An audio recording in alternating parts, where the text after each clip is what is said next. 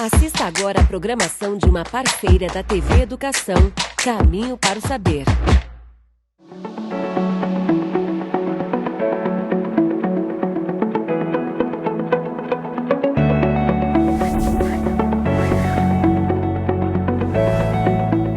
Olá pessoal, está começando agora mais uma edição do Educação em Rede, um programa desenvolvido pela Universidade Estadual do Maranhão em parceria com o Governo do Maranhão por meio da Secretaria de Estado da Educação. O nosso programa tem como objetivo trazer reflexão sobre temas muito importantes, sobre a nossa sociedade, sobre a nossa história, a nossa cultura, né? Sempre com o propósito de educar e informar também. E por falar em educação, a gente está às vésperas aí do Exame Nacional do Ensino Médio desse ano. As provas acontecem nos dias 21 e 28 de novembro, vão ser 2 domingos, e essas provas vão ser aplicadas tanto na versão impressa quanto na versão digital. Os participantes isentos que não compareceram às provas em 2020 fizeram uma nova inscrição no mês de setembro e vão ter essas provas aplicadas em janeiro de 2021. Para você saber direitinho o seu local de prova, é só você acessar o site do INEP, que é o www.gov.br/INEP. E já que a gente está falando sobre Enem, a gente vai falar sobre datas históricas. Você topa? Pois é um tema que sempre pode virar questões importantes nessa prova, que é tão importante aí para você, né? Você, por exemplo, sabe o que aconteceu no dia 15 de novembro de 1889? Pois é, essa é a data, se você não estava sabendo, fica ligado, porque essa é a data da proclamação da República no Brasil. Mas você sabe o que significa essa data? A partir da proclamação da República, o Brasil mudou em relação aos seus aspectos sociais, culturais e econômicos. E quais fatores levaram a essas mudanças? Pensando na importância de debater alguns desses temas históricos que podem ajudar você que é estudante agora nessa reta final do Enem, a gente vai conversar um pouco agora sobre essa data tão simbólica para as mudanças no sistema político do país. Para conversar mais sobre esse assunto, a Educação em Rede conversou aí com o professor Marcelo Cheche Galves. Ele é professor aqui da UEMA, doutor em História e coordenador do Núcleo de Estudos do Maranhão, oitocentista. Vamos assistir. A gente está recebendo hoje aqui no Educação em Rede, professor de História da UEMA, Marcelo Cheche, e a gente vai conversar um pouco mais sobre a proclamação da República. Olá, professor, seja bem-vindo. Obrigado. Professor, a gente está aí às vésperas de um Enem, né?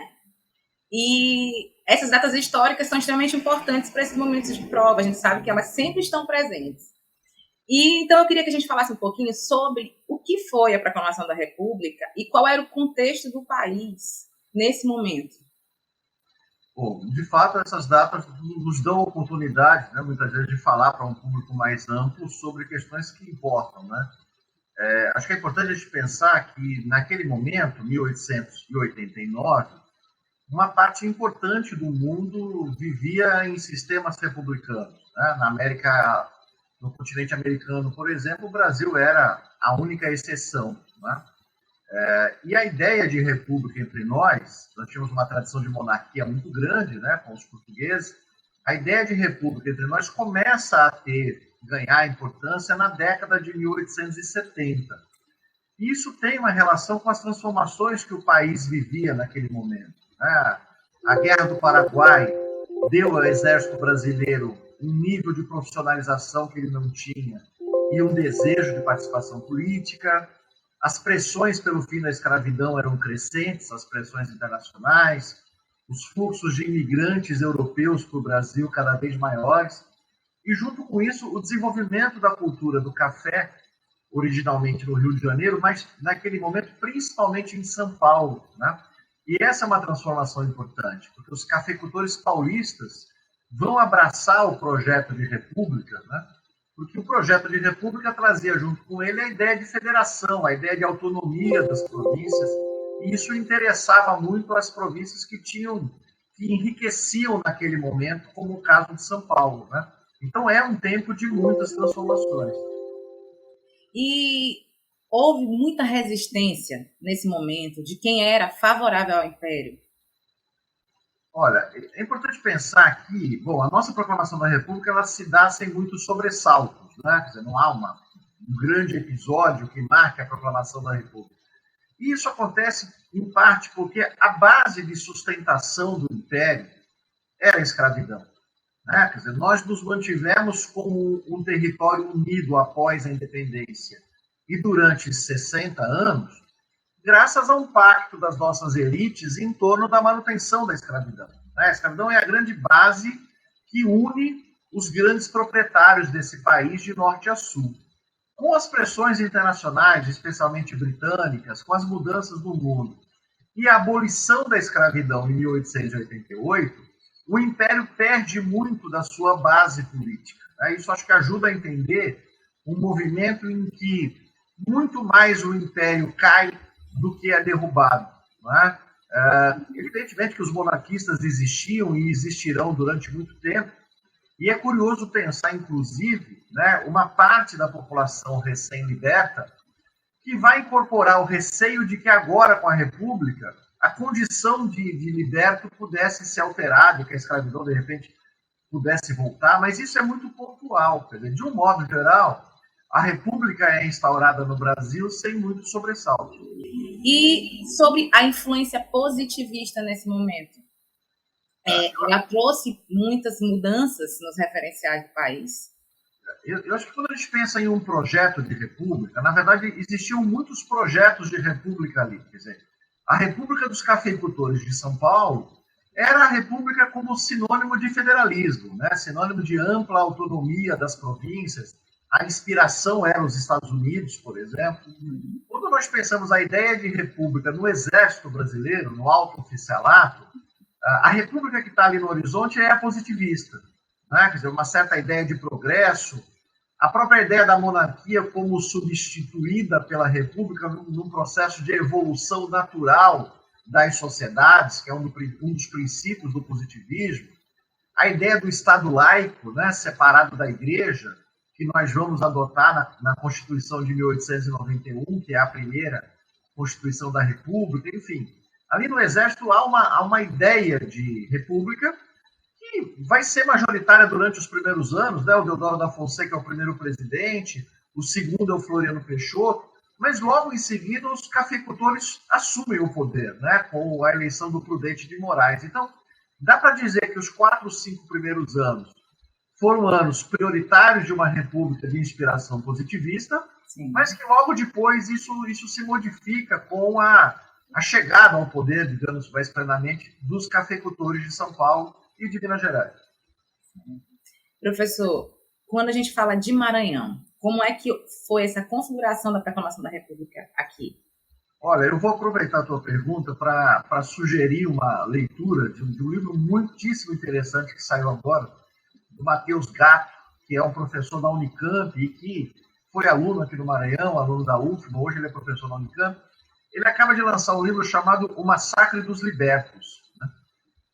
E o livro, o fio da meada do livro é a história de uma concentração de pessoas na porta de um jornal aqui em São Luís, quando chega a notícia da proclamação da República, e essas pessoas tentam agredir o proprietário do jornal, tentam invadir a redação, por aquele jornal ser republicano, né? E de haver a ideia, o boato de que a República prejudicaria as populações recém-libertas. Né? Então, é interessante pensar como um episódio que acontece no Rio de Janeiro naquele momento, e aí o Brasil já tem telégrafo, né? Ou seja, as comunicações já eram mais rápidas do que eram anteriormente.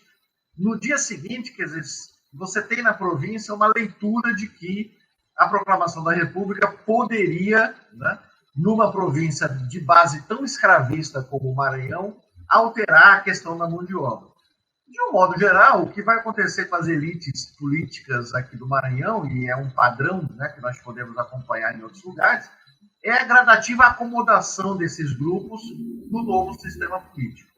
O senhor falou um nome aí que é muito conhecido quando a gente fala de proclamação da República, que foi o Marechal Deodoro da Fonseca. O que ele representava para esse movimento? Eu penso que o Marechal Deodoro ele expressa muito as características do movimento. Né? O Deodoro, antes de tudo, é um militar, né, que ocupa um lugar de alto escalão na estrutura do Exército. O ato da proclamação da República é um ato militar, né? Então a figura do Deodoro representa a instituição Exército. embora o Deodoro não tivesse nenhuma trajetória como republicano, né? O Deodoro é uma figura vinculada, inclusive, ao imperador, né, ao Dom Pedro II, mas que naquele momento ocupa um espaço talvez mais de representação de uma vontade do exército, né? Num episódio que não é caracterizado por embates militares, nós não temos uma grande guerra, né, batalhas em torno da proclamação da República. Então, eu penso que a figura do Deodoro, com a idade avançada que já possuía, com o passado monarquista que ele nunca escondeu, que é de onde ele vem politicamente, eu acho que expressa muito essa transição, né? Essa transição para a República sem maiores instabilidades políticas. Agora, voltando à questão do Enem, eu queria que o senhor sugerisse para os nossos alunos quais os pontos, né, principais que eles poderiam abordar ao dissertar sobre a proclamação da República. O que o senhor acha que é mais importante? Eu penso que tem dois caminhos aí para se abordar isso, especialmente com os dois pés na realidade nossa, né, que é de onde a gente sempre olha para outros tempos. O primeiro ponto é a questão da Constituição. Né? A Constituição de 1891, que é a nossa segunda, ela é uma Constituição que, embora ainda muito conservadora em relação à Constituição primeira de 1824, estabelece os três poderes, né, o equilíbrio entre os três poderes. A primeira Constituição tinha um quarto poder, né, que era o moderador, e que era prerrogativa do rei, do imperador. E ela amplia um pouco os direitos políticos. Não é muito, não, mas como ela amplia o voto deixa de ser por renda, deixa de ser censitário, o número de votantes aumenta, embora as mulheres e os analfabetos continuem sem direito ao voto. Essa é uma questão importante quando a gente compara a Constituição de 1891 à Constituição vigente agora, nossa, que é a de 1988. Tá? Nós vivemos um alargamento dos direitos políticos e civis. E isso é muito importante no momento que nós vivemos, porque há no nosso cenário atual a ideia de que esses valores não importam, né? De que a Constituição não importa, que essas liberdades não importam. Então, acho que é importante sempre, ao olhar para a República, pensar essa trajetória e o valor do Estado democrático de direito. Né? Quer dizer, o valor de você viver com todos os nossos problemas, os nossos senões, os direitos que a Constituição de 1988 nos asseguraram. O outro ponto é o fato da Constituição de 1891 ter criado o Estado laico, né? Ter separado o Estado e Igreja. Né? Naquele momento, essa era uma demanda dos positivistas, era uma demanda de outras religiões que não a católica. Por exemplo, alguém para se eleger como deputado e senador no Império deveria obrigatoriamente professar a religião católica. Então, nós avançamos em relação a isso, e esse é um avanço que não pode ser negociado. Né? Nós vivemos hoje uma aproximação muito perigosa entre igrejas e Estado, né? E com consequências ameaçadoras. Né? Então, o Estado laico garantido pela Constituição republicana, eu acho que é um ponto que poderia ser explorado para uma discussão muito atual sobre o tema. Então, quando a gente fala de evolução constitucional, o senhor acha que não houve muita mudança? Do ponto de vista constitucional, comparando a Constituição Republicana de 1891 para a atual de 1988, nós tivemos um alargamento dos direitos. Né? Voto analfabetos, voto feminino, voto secreto, a criação de um Código de Direito Civil que o Brasil só vai ter em 1916. Então, são liberdades que foram construídas ao longo do século XX e que hoje estão em risco. Tá? Então, o que eu estou frisando é que nós vivemos esse alargamento das liberdades, não é ainda, está longe de ser a sociedade que gostaríamos, mas é importante pensar o quanto esse caminho não pode retroagir, não pode retroceder. Sim. Então, professor, agradeço muito a sua contribuição aqui com a gente, né? Muito obrigada. E, Lucas, é contigo aí no estúdio agora. Eu que agradeço. Muito obrigado. Tá aí, muito interessante, né? O professor trouxe aí reflexões sobre como pensar todo o contexto histórico que culminou aí na proclamação da República no Brasil. Isso pode ser muito importante aí na sua prova. Agora, você quer saber outro tema, né, que a gente pode, quem sabe, abordar aqui no Educação em Rede? Nessa reta final de Enem, principalmente, é só você acessar as redes sociais da gente que aparecem no QR Code aqui na sua tela. É só você apontar a câmera do seu celular para esse QR Code, deixa lá a sua sugestão. Quem sabe a gente volta aqui com um tema que você sugeriu. Agora a gente vai fazer um rápido intervalo comercial. A gente volta daqui a pouquinho com mais Educação em Rede. Não sai daí.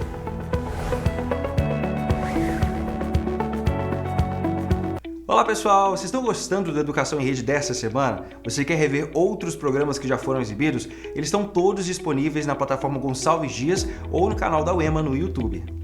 E o conteúdo tem vários temas interessantes que ajudam você a refletir sobre diversos contextos da sociedade. Cidadania, uso excessivo da internet, bullying, racismo estrutural, educação à distância já foram alguns dos assuntos abordados aqui no Educação em Rede. E aí, que tal revisar esse conteúdo? Então fique ligado e acesse também as nossas redes sociais. Você já pensou em fazer um curso de docência à distância? Pronto!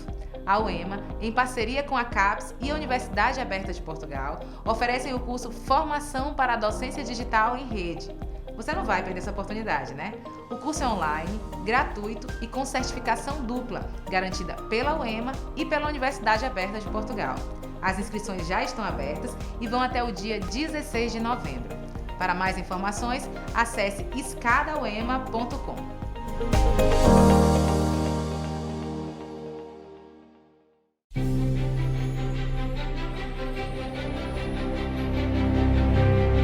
Apesar de todas as dificuldades e limitações, o sonho persiste. E a vitória está sempre no final do caminho. O melhor de uma educação inovadora é o que ela consegue fazer com a vida das pessoas. Dando mais esperança e motivos para continuar. Levando o conhecimento aos lugares mais distantes. E formando cidadãos capazes de construir uma história de vitórias com muita coragem e dedicação. O EMANET. Diminuindo distâncias e construindo história.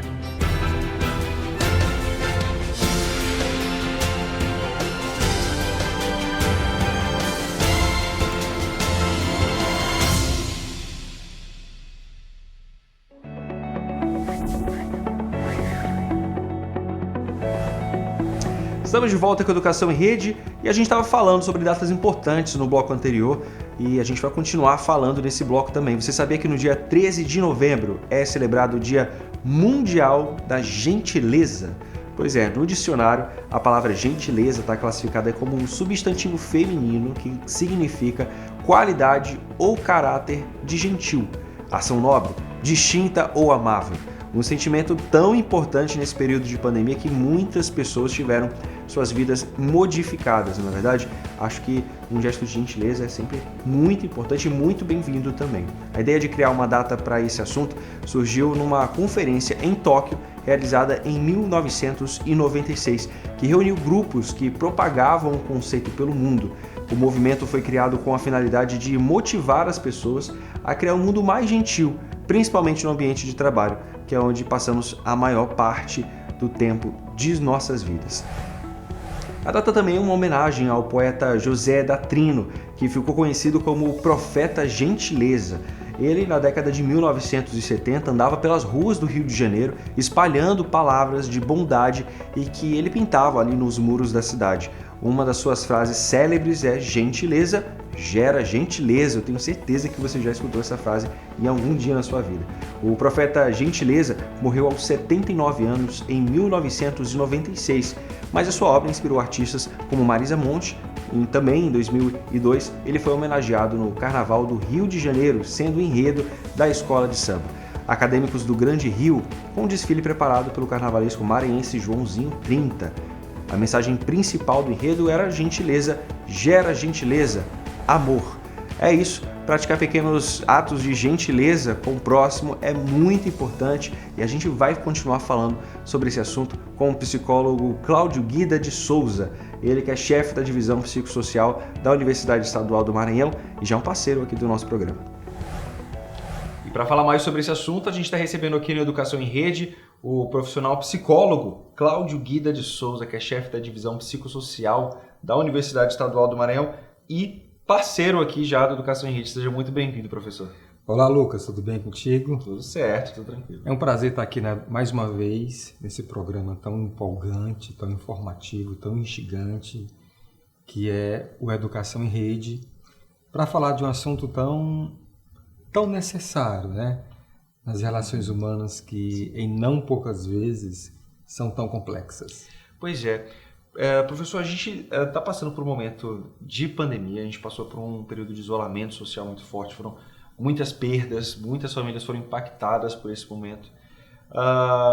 E falar sobre gentileza durante esse período, para muitas pessoas pode até ser difícil, mas é um sentimento, é uma atitude, é uma decisão importante. Verdade, Lucas. Nós, seres humanos, nós temos emoções diferentes. Nós temos percepções diferentes. Nós temos aquilo que a psicologia chama de construtos. Nós temos uma percepção de fatos e de fenômenos, não de uma forma simétrica, mas de uma forma assimétrica. E nessa pandemia, muitas pessoas ficaram mais sensíveis, muitas pessoas ficaram mais fragilizadas, professores ficaram fragilizados, alunos ficaram fragilizados. Naquele período de lockdown, naquele período de isolamento, muitas pessoas elas concentraram, por exemplo, suas emoções nas informações, pessoas morrendo, pessoas sofrendo, a polarização política. E isso influencia, de uma certa forma, uma certa carência de gentileza. As pessoas se tornam mais abruptas, elas se tornam mais reativas. E, de fato, foi um momento muito difícil para as pessoas do mundo inteiro diante da pandemia. Gentileza ajuda na nossa construção social, né? Falando coletivamente. Queria que você falasse um pouquinho sobre como isso influencia na forma como a gente... Sim, é aquele jargão, né, Lucas? E caro telespectador, que gentileza gera gentileza. E do ponto de vista, por exemplo, neurológico e bioquímico, quando nós somos gentis uns com os outros, essa gentileza, ela produz um hormônio chamado dopamina, que é aquele hormônio do prazer, aquele hormônio da satisfação. E quando a gente pensa nesses processos intrapessoais e interpessoais, a gente pensa, por exemplo, em um mundo cheio de polarização, cheio de diferenças, onde tem a pessoa que pensa diferente de uma outra pessoa, que quando a gente pensa, por exemplo, em gentileza, a gente pensa muito na palavra alteridade. A palavra alteridade ela está presente na psicologia, ela está presente na antropologia, na sociologia, na educação, no direito. E o que é alteridade? É eu perceber que os meus interlocutores são diferentes de mim. É eu perceber que as pessoas não pensam como eu penso, não sentem como eu sinto, não veem como eu vejo. Quando eu tenho essa percepção de alteridade, eu vou tratar o outro com gentileza. Mesmo quando ele não pensa como eu penso. Por exemplo, a gente está numa sociedade mundial e nacional polarizada. E que você tem o pensamento da direita, da esquerda, você tem o heterossexual, o homossexual, o bissexual. São pessoas diferentes que nós precisamos respeitar. E às vezes a ausência da gentileza, ela é provocada, ela é causada pelo conhecimento da alteridade. É eu respeitar o outro pela sua diferença. Eu posso dizer que quando uma pessoa ela tem o conhecimento de autoridade, tem gentileza, ela passa a ter empatia, Lucas, que é você se colocar no lugar de uma outra pessoa. Pois é, isso que eu ia puxar, aproveitando esse gancho aí, a empatia está diretamente ligada com a gentileza, né? Você se colocar no lugar da outra pessoa e saber que aquela posição pode ser difícil para ela e por isso talvez você tenha que tratar com um pouco mais de cautela, de carinho, de respeito. As duas coisas estão diretamente ligadas. Sim, sim. Porque a empatia é você se colocar no lugar de uma outra pessoa. Eu sou especialista em programação neurolinguística. E existem alguns pressupostos, por exemplo, que podem trazer uma ausência de gentileza. Por exemplo, segundo a programação neurolinguística, Lucas, a palavra propriamente dita, ela tem um impacto na mente do meu interlocutor de 7%. A palavra. A fisiologia, o tom de voz, o tom da voz, tem um impacto na mente do teu interlocutor de 38%. E a fisiologia, como você olha para as pessoas, a tua reação facial, por exemplo, eu posso ser gentil com uma pessoa com um olhar, com um sorriso. Às vezes a gente chega no ambiente do nosso trabalho ou na escola e o professor está mal-humorado, não sorri, ou as pessoas que trabalham comigo estão mal-humoradas e nós, seres humanos, nós percebemos isso. A gentileza, ela perpassa pelo que você diz. A gentileza perpassa pelo teu tom de voz. Sim. Você pode, por exemplo, o meu tom de voz, aqui ele está um tom de voz gentil, mas eu posso ter um tom de voz agressivo. Isso causa um impacto nas emoções do meu interlocutor. A forma que eu te olho, a forma que eu olho para os telespectadores, eu posso olhar com gentileza, eu posso olhar com desconfiança. Então, os seres humanos, eles são neurológicos. E, geralmente, as brigas, as polarizações, das mais diversas discussões, elas são suscitadas pelas palavras, pelo tom de voz e pela tua fisiologia. Por que é tão difícil, então, ser empático, gentil? A gente tem visto aí nos últimos tempos muitos exemplos na internet, fora dela, em vídeos que viralizam, enfim, situações que acabam chegando, sendo compartilhadas, viram notícias. Por que é tão difícil a gente ser gentil, a gente ser empático com o nosso colega, o nosso amigo, a pessoa que a gente não conhece também? Eu volto àquela pauta, Lucas, caro telespectador, da alteridade. A alteridade é um aspecto extremamente importante para a gente conhecer essa complexidade relacional. Eu falei inicialmente na nossa conversa que a gente vive um mundo polarizado. Um mundo polarizado na política, um mundo polarizado até mesmo na religião, um mundo polarizado nas redes sociais. A pessoa que eu admiro não pode ser lacrada por uma outra pessoa.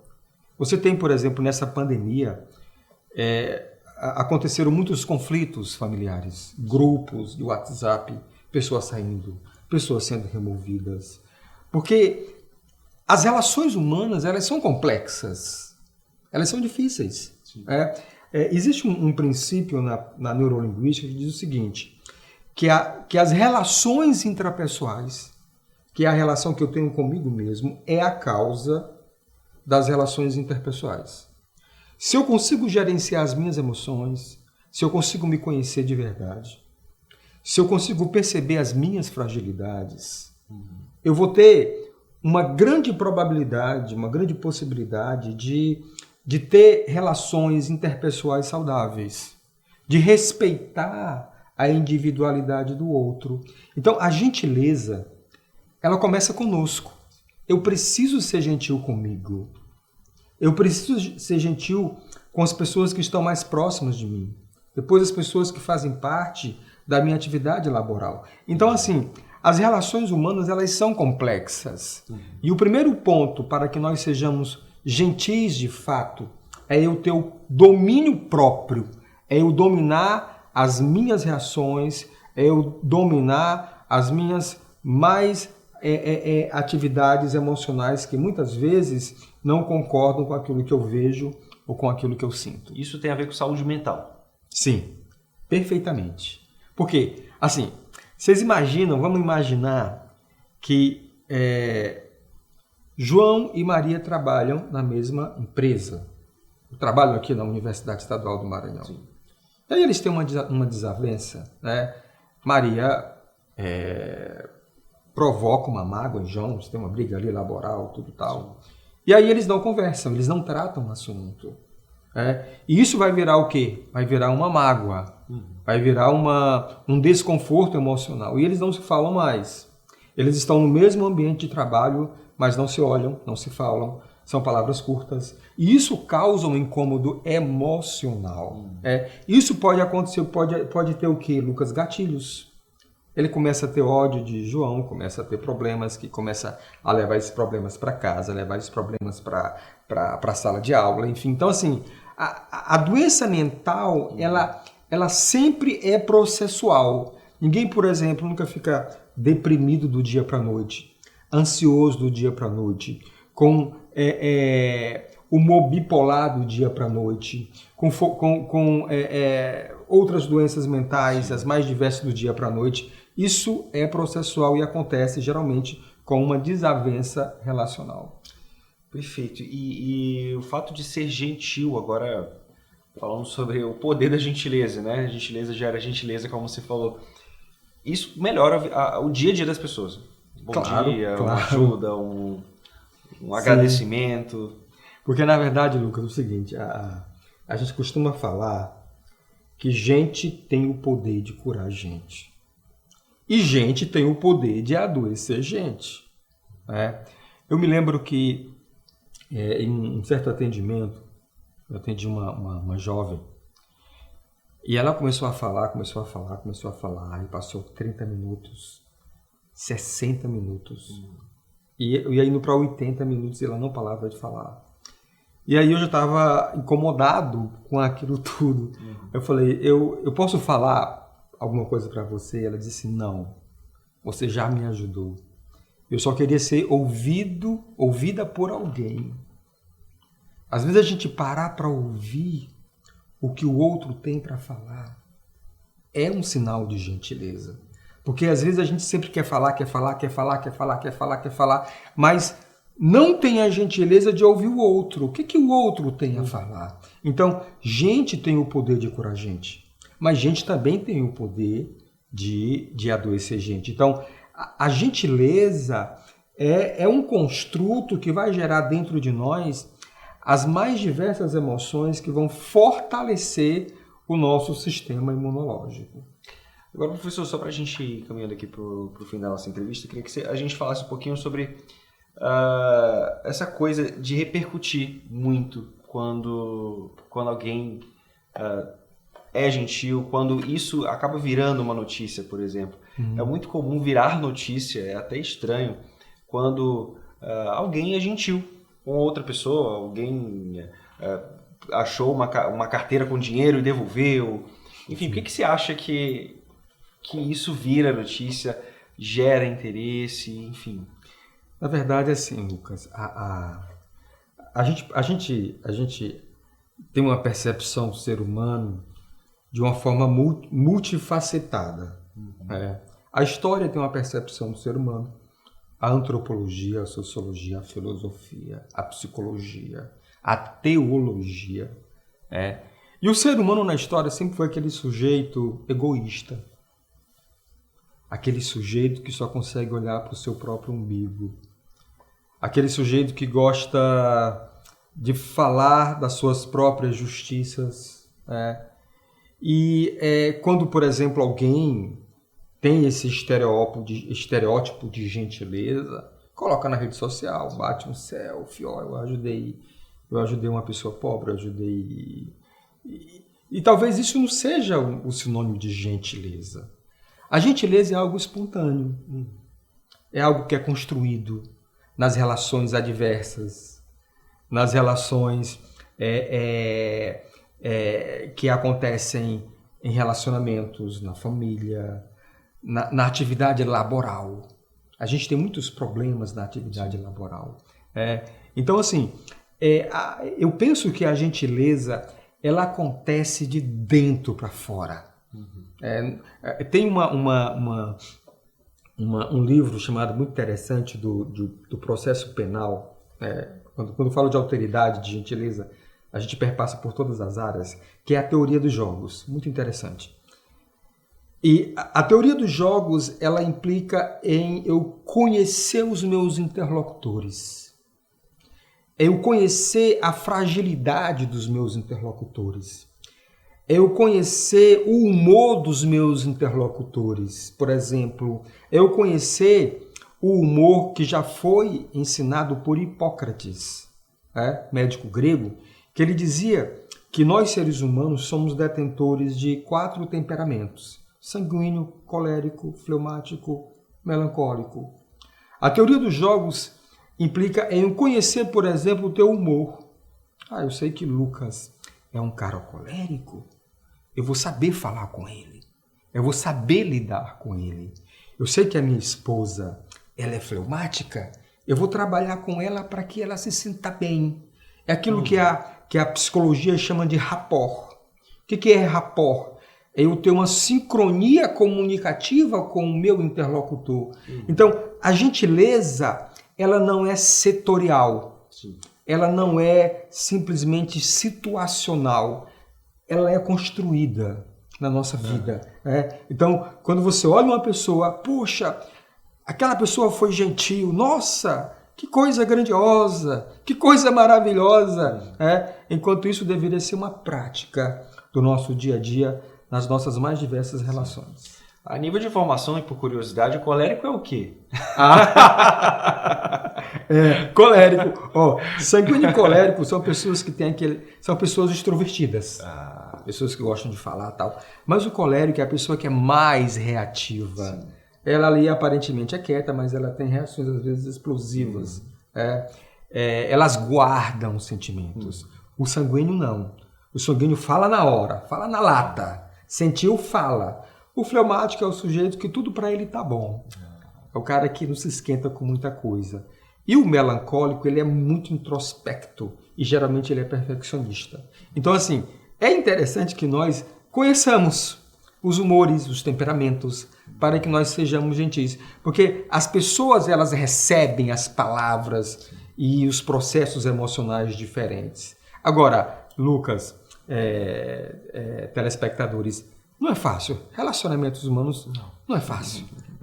Mas que sejamos gentis. É isso. Tá certo, tá explicado. Depois vou pesquisar direitinho esse negócio aí. Eu gostei de saber disso. A gente conversou agora com o psicólogo Cláudio Guida, chefe da divisão psicossocial aqui da Universidade Estadual do Maranhão. Muito obrigado pela conversa, viu, professor? Lucas, é sempre um prazer estar aqui contigo. Quero mandar um abraço aí para o nosso reitor, Dr. Gustavo Pereira, por essa construção da Universidade Estadual do Maranhão. E cada fala dele eu percebo que ele tem um talento para trazer gentileza, e isso é extremamente importante.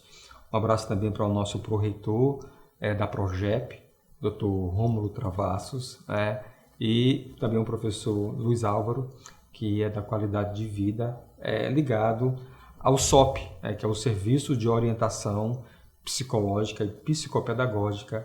E eu me sinto assim muito feliz em estar aqui e agradeço pela gentileza de Lucas. Lucas é um cara extremamente gentil. Você também. E a todos aqueles que fazem parte desse processo da educação em rede. Tá certo, a gente conversou com o professor Cláudio Guida, que é chefe da divisão psicossocial da Universidade Estadual do Maranhão. Muito obrigado, professor. A gente vai fazer um rápido intervalo comercial agora. A gente volta já, não sai daí que eu espero você.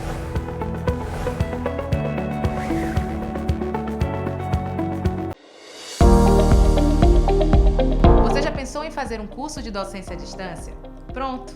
A UEMA, em parceria com a CAPES e a Universidade Aberta de Portugal, oferecem o curso Formação para a Docência Digital em Rede. Você não vai perder essa oportunidade, né? O curso é online, gratuito e com certificação dupla, garantida pela UEMA e pela Universidade Aberta de Portugal. As inscrições já estão abertas e vão até o dia 16 de novembro. Para mais informações, acesse escadauema.com.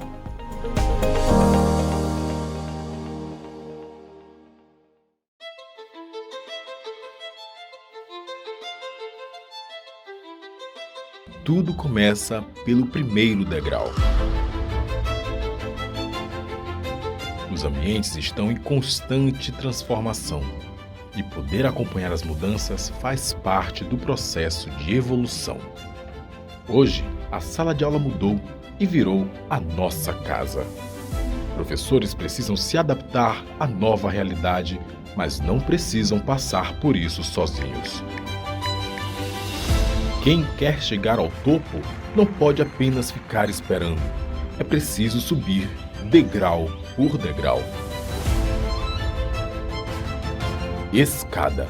A plataforma de cursos abertos da UEMA é um caminho rumo ao topo, mas principalmente rumo à transformação, aprimoramento profissional, crescimento pessoal.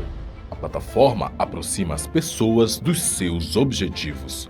Cursos livres online que desenvolvem a competência em diferentes áreas.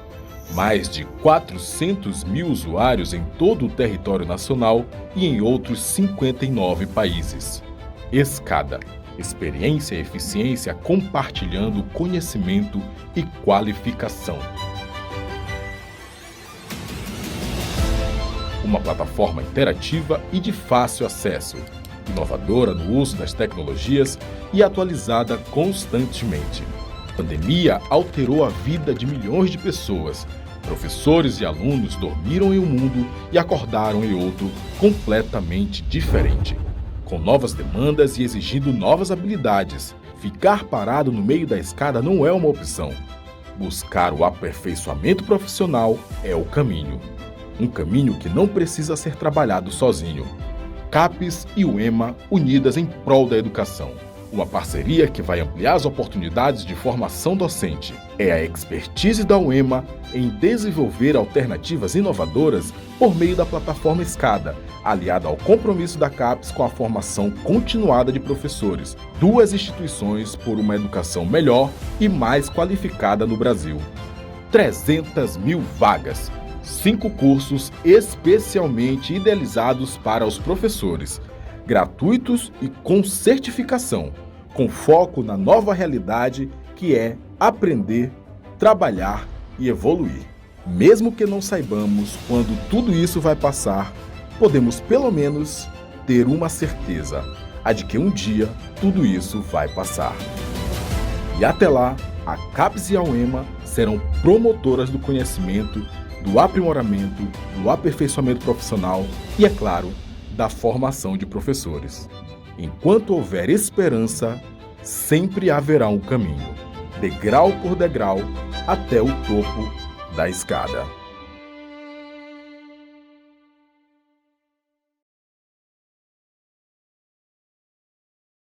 Olá pessoal, vocês estão gostando da Educação em Rede dessa semana? Você quer rever outros programas que já foram exibidos? Eles estão todos disponíveis na plataforma Gonçalves Dias ou no canal da UEMA no YouTube. E o conteúdo tem vários temas interessantes que ajudam você a refletir sobre diversos contextos da sociedade. Cidadania, uso excessivo da internet, bullying, racismo estrutural, educação à distância já foram alguns dos assuntos abordados aqui no Educação em Rede.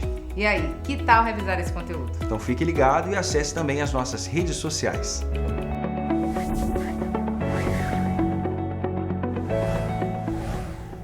Estamos de volta com a Educação em Rede, a gente vai direto para a nossa agenda cultural. Tem muitas novidades que a Tâmara Cantanhede preparou para a gente. Vamos ver. Oi, Lucas! Oi, pessoal! Começa agora a Agenda Cultural da Educação em Rede, sempre trazendo dicas de cursos, eventos e seletivos para você. A nossa primeira dica de hoje vai para quem está entrando no ensino fundamental e médio. Os colégios militares 2 de julho, do Corpo de Bombeiros Militar do Maranhão, estão com editais abertos para a seleção de alunos 2022. As vagas são para ensino fundamental e médio e estão distribuídas em vários municípios do estado. Você pode conferir o edital específico de cada unidade acessando a página sbm.ssp.ma.gov.br. E hoje a gente tem também uma informação muito especial para quem tem mais de 60 anos e deseja começar ou fazer um novo curso superior. A UEMA criou e aprovou o Programa de Política Afirmativa para a Pessoa Idosa no Ensino Superior, o programa UEMA 60+. Para o ingresso nos cursos, será realizado seletivo com edital específico, onde constarão todas as informações sobre as provas e os números de vagas por curso e campus. Fique ligado que a previsão é de que o edital seja divulgado agora em dezembro. E para você que é professor, a nossa sugestão é o curso Formação para a Docência Digital em Rede. O novo curso da plataforma Escada serve como apoio aos professores diante dos novos desafios do ensino digital em rede. O curso é uma parceria entre a Universidade Estadual do Maranhão, a Coordenação de Aperfeiçoamento de Pessoal de Nível Superior, a CAPES, e a Universidade Aberta de Portugal. As inscrições vão até o dia 16 de novembro e as aulas têm previsão de início no dia 22 de novembro. Para inscrições e mais informações, acesse escadauema.com. Esse escada é com K, tá? Assim como está aparecendo aqui no vídeo. Lembrando que os cursos da plataforma Escada não possuem pré-requisitos e podem ser feitos por qualquer pessoa que tenha interesse em adquirir novos conhecimentos e buscar aperfeiçoamento pessoal e profissional. É isso, gente. A nossa agenda de hoje fica por aqui. Até a próxima. Tá aí, obrigado, Tâmara. E claro que depois da nossa agenda cultural vem a nossa clássica Dica de Livro. Vamos ver quem trouxe pra gente a indicação de hoje. Olá, meu nome é Alexandra Nicolas, eu sou cantora e compositora maranhense. Hoje eu vim aqui especialmente para falar para vocês sobre um livro que eu adorei ler e indico para quem quer conhecer a vida e a obra de um grande poeta e artista maranhense, João do Vale, o poeta do povo. Há um ano eu fui convidada a fazer parte do núcleo de pesquisa que vai transformar o forró em patrimônio imaterial do Brasil. E sendo assim, representante do Maranhão para essa pesquisa, eu tive que me aprofundar na vida e na obra de João do Vale. Minha gente, vocês não têm ideia da riqueza e de todos os ensinamentos que esse poeta, que mal terminou os estudos, consegue passar pra gente com tanta garra, desbravando tudo, e você não consegue acreditar que ele, diante de tanta dificuldade, conseguiu superar todas as expectativas e desafiar todas as probabilidades. E ninguém imaginaria que ele, vindo de Pedreiras, interior do Maranhão, ia conseguir todo o sucesso e todo o mérito que ele conseguiu. Então eu indico para vocês, se vocês tiverem interesse em descobrir, em se aprofundar, em se apaixonar pela obra de João do Vale, eu indico que vocês leiam o livro de Márcio Pascoal, Pisa na Flor, mas não maltrate o carcará. A vida e a obra de João do Vale. Muito obrigada, até a próxima. Tá aí, muito legal. O programa de hoje passou rápido, né? Educação em Rede passou voando hoje. A gente volta na próxima semana com mais dicas, mais debates aqui no nosso Educação em Rede. Anota na sua agenda, toda quarta-feira às 7h30 da noite, com reprises aos sábados às 5 da tarde. Eu vou esperar você semana que vem. Até lá, eu espero você.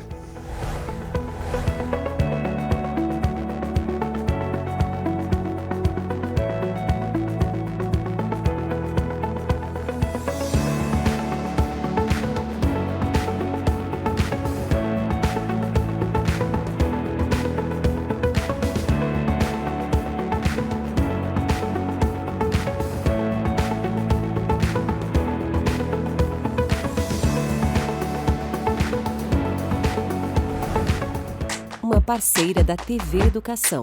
Caminho para o Saber.